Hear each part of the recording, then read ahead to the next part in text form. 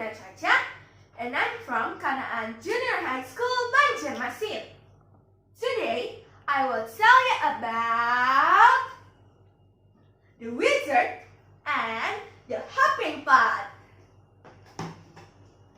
Once upon a time, there lived a good old wizard who liked to help his neighbors, so that he was liked by many people. He once told the residents that his magic came from a small cauldron called the Lucky Cauldron. The old wizard has a son. This boy has a different touch from his father. According to him, those who don't have magical abilities are useless people. He often quarreled with his father because of his father's habit of giving helps to neighbors. The old wizard eventually died for age. He left his lucky cauldron to his son. The young wizard found a package hiding in a small cauldron. He opened it, hoping for a golden gold. But all he found was a thick sliver. Too small to be used. And what help appeared?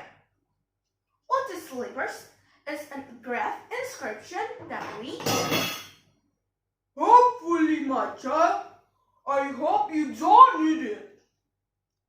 The son cursed his father's mindset, threw slivers into the cauldron, and would use the cauldron as a trash can. One night, a female farmer knocked on his door. "My granddaughter is suffering from a wart, sir," she said. "Your father used to make special herbs in the old cauldron." "Go away!" shouted the young wizard. "Who cares about words?" Then he slammed the door right in the old woman's face. At the same time, there was a clatter and a banging voice came from the kitchen. The young wizard raised his wand and opened the kitchen door. He saw in amazement that at the bottom of the old cauldron his father inherited from a pair of bracelets and jumped in the window of the room, making noise. With great curiosity, he tried to approach, but quickly retreated when he saw that the entire surface of the cauldron was covered with words. "What a disgusting things!" He shouted, trying to remove the cauldron, then cleaning it, and finally forcing it out of the house. But none of the spells he chanted worked. Not even he was able to prevent the cauldron from jumping up and down after him out of the kitchen.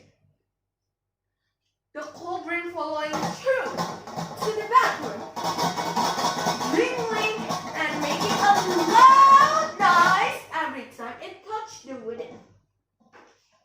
The young wizard had been unable to sleep all night because of the sound the cauldron made.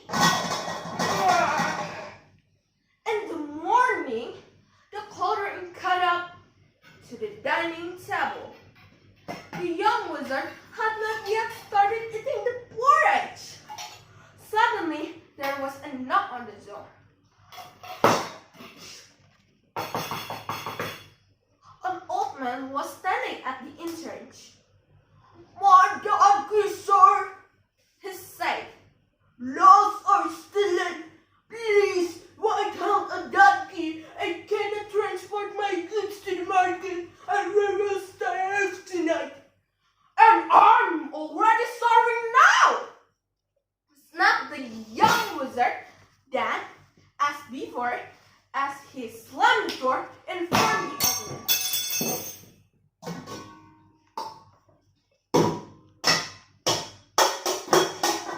The cauldron with one breast leg hopping on the floor. This time followed by a combination of donkey wings and moons from the hungry man coming from inside the cauldron. "Stay put! Shut up!" shrieked the young wizard. But no magic power could make the cauldron stop. The object kept making a sound and jumping up and down, following him anywhere and anytime. Night has come. There was a turtle. There stood a woman crying, looking very sad. "My baby is very sick," she said. "May you help us? Your father told us that if we got into trouble." Without waiting for the woman to finish her sentence, the young wizard slammed the door loudly. Soon, the cauldron was in pain and filled with tears.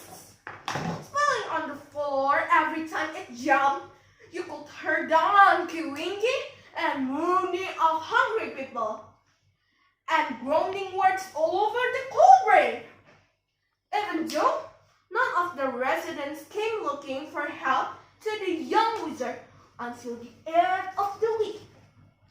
The cauldron always provided information if any of the residents were sick. In the following days, the sound that came out of the cauldron grew more and more like some of people howling, crying babies, barking dogs, vomiting stale cheese, spilling milk, and starving snails out. The young wizard could neither sleep or eat with the cauldron beside him. But it refused to go and called an order to remain silent. Until finally, he couldn't take it anymore and shouted, "Come here! Tell me all your problems and difficult incarnate." He ran in the dark night toward the village, the cauldron hopping behind him.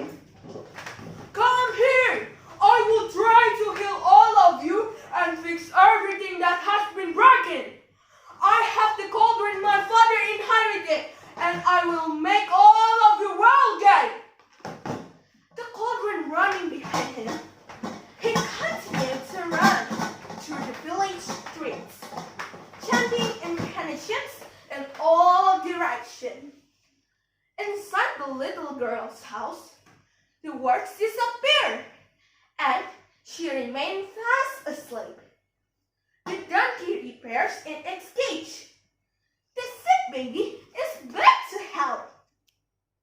In every house where there were sick or misfortunes, the young wizard did the best he could, and gradually the cauldron beside him stopped making a sound, becoming limp and shaky. How about it? Asked the young wizard as the sun began to rise on the eastern horizon. The cauldron vomited the slivers from the old wizard's legacy and put in on the brass feet. They together returned to the young wizard's house. The sound of the cauldron feet was not as loud as before.